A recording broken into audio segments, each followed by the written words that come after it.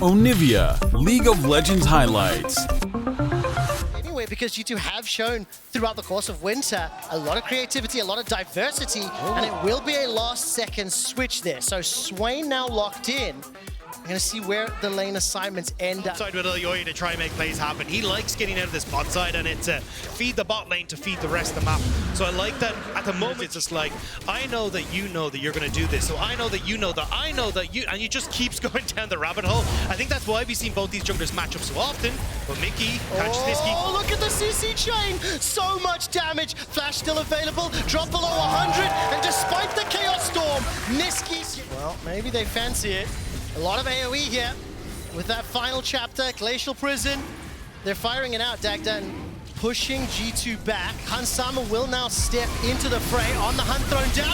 The chapter, the prison, the CC blows up Caps. Mad Lions find their first kill. Hansama forced a flash over the wall. That's going to trigger a 1v1 in the top lane, and the Dragon secured by Mad Lion. Chasey immediately jumped onto Broken Blade to prevent the TP, but he still might be in trouble. Oh, looking for the Broken Blade solo kill. Does he have the damage below 100 HP, 150 correction? Want to see G2's positioning. They've got themselves a little bit of vision now stepping forward and trying to contest control. I think G2... They are being jumped on.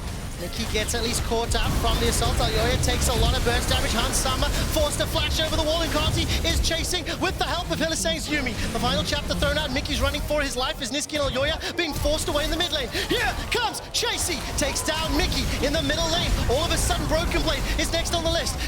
As well as Kazi standing on top of the Lamb's Respite. The heal managing to keep Kazi alive long enough to trade 1-for-1. Niski's got backup from the cat, the you and me, as Chasey stepping forward with that dominance. There's fights and flamage everywhere, flying back and forth. Hylissang's doing what he can, but it's Caps. It's Caps so far in the Demonic Ascension, keeping Mad Lions back. Nobody can get in range, as Dacta was talking about. And finally, Mad forced to run into that position. Karzi off to one side. Mad.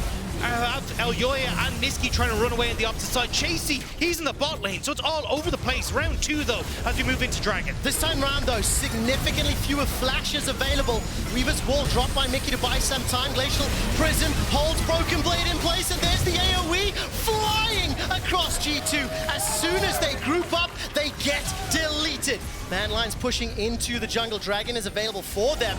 This time they back out, and again we see how the composition for, and then going to Talia, if I recall correctly, on red side 5. They opted into this style of play, and it's going to be that Talia that's jumped on and locked in place, not taken down just yet. A few more pages of the book, and it's Yoya that lands the final hit. With Kazi backing them up, continues to chase forward, looking for that CC onto Caps. On top tower, Karzi has to take the long route home, but Yoya is here. Well, waiting for that prowling projectile. It captures onto Hansama. Chasey's got dominance, but there's not many other ultimates. Niski's in that top lane as Yoya again looking for that flail. In the enemy side when they get a lead. Setting up all that vision around the Baron pit.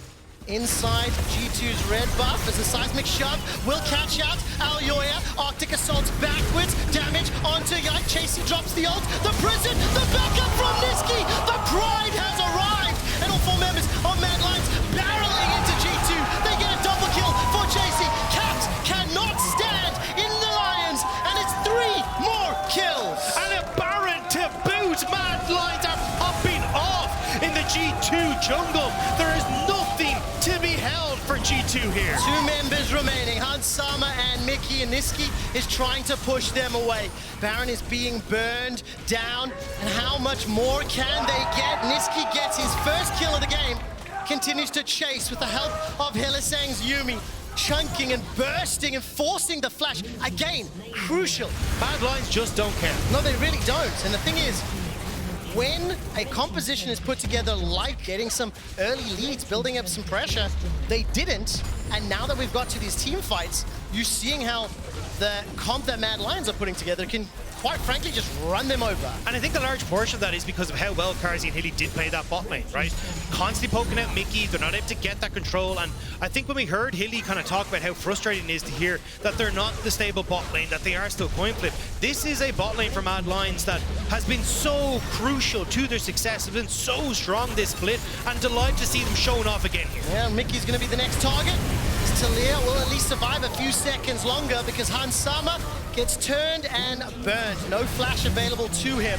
They've got themselves those Baron empowered minions. Caps is now inside 3-4 members, but he's got no backup. No Labs respite to speak of. And G2 are getting wrecked inside their base with only 2 members standing. Mad Lions may fancy themselves a shot at the Nexus. I'm pretty sure they do. Baron up, nobody alive, and G2, Mad Lions, they're crushing it. Mad Lions able to push down the first Nexus turret. Chunk out Yike, take him down, turn to Broken Blade. While Kazi continues to focus on the Nexus. This is a pool 1 guarantee, a top 2 regular season finish as Mad Lions defeat G2. Hugs all around for Mad Lions in what was an absolutely fantastic